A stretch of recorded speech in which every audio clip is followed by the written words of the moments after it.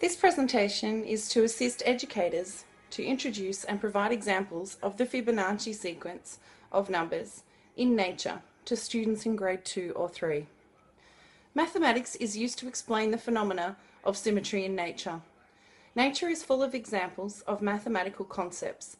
Most of us are oblivious to the mathematics that we observe every day. Nature uses the most effective and efficient forms that use the least amount of materials and energy to produce outcomes. The Fibonacci sequence and how it appears in nature is an appropriate example for primary school age children to learn the intricacies of mathematics in nature.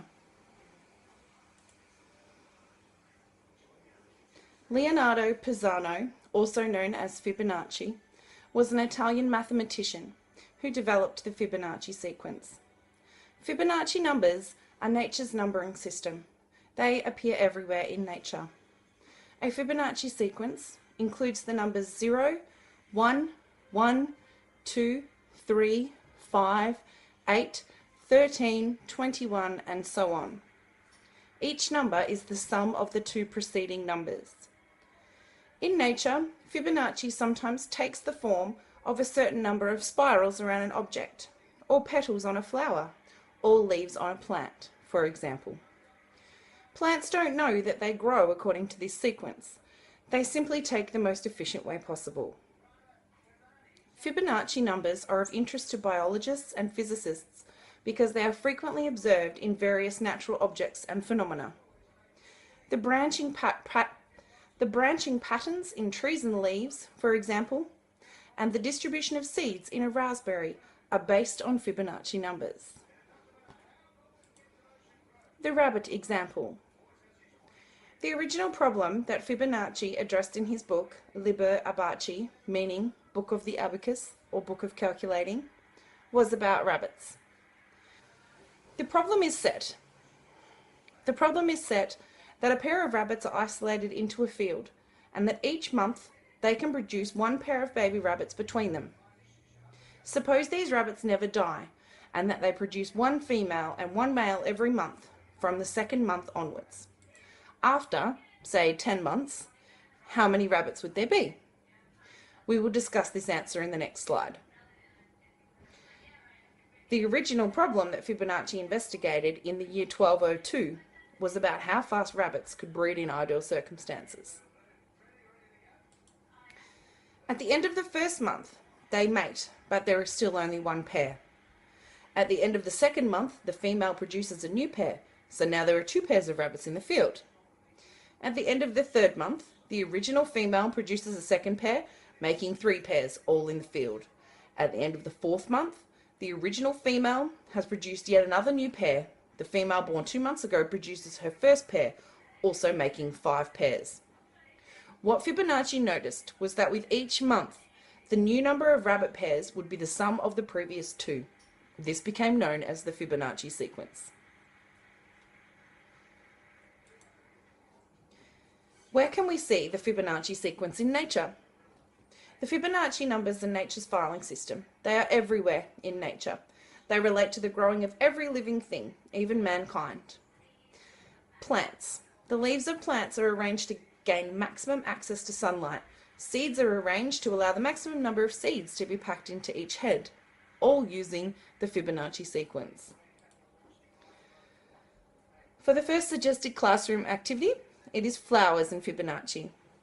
Ask students to bring in some flowers from their garden at home or pick some from the school garden.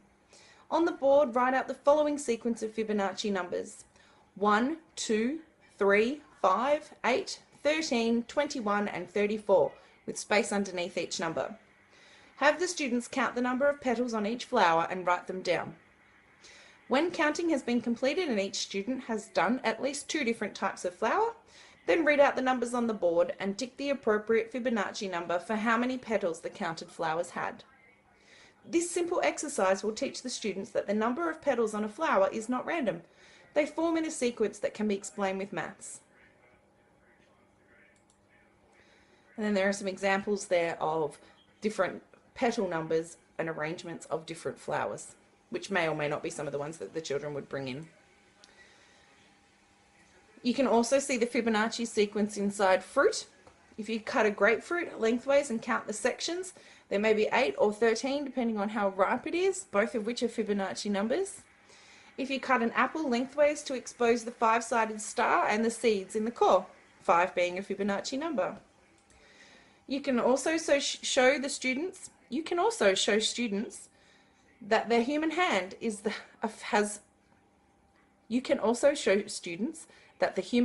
contains the Fibonacci numbers. On the board, write out the following sequence of numbers: 1, 2, 3, 5, 8, with space underneath each number. We have 8 fingers in total, 5 digits on each hand, 3 bones in each finger, 2 bones in one thumb, and 1 thumb on each hand. All Fibonacci numbers. The pine cone activity asks children to bring in some pine cones. Pine cones usually have 8 spirals going around in one direction and 13 in the other. Both of these are Fibonacci numbers.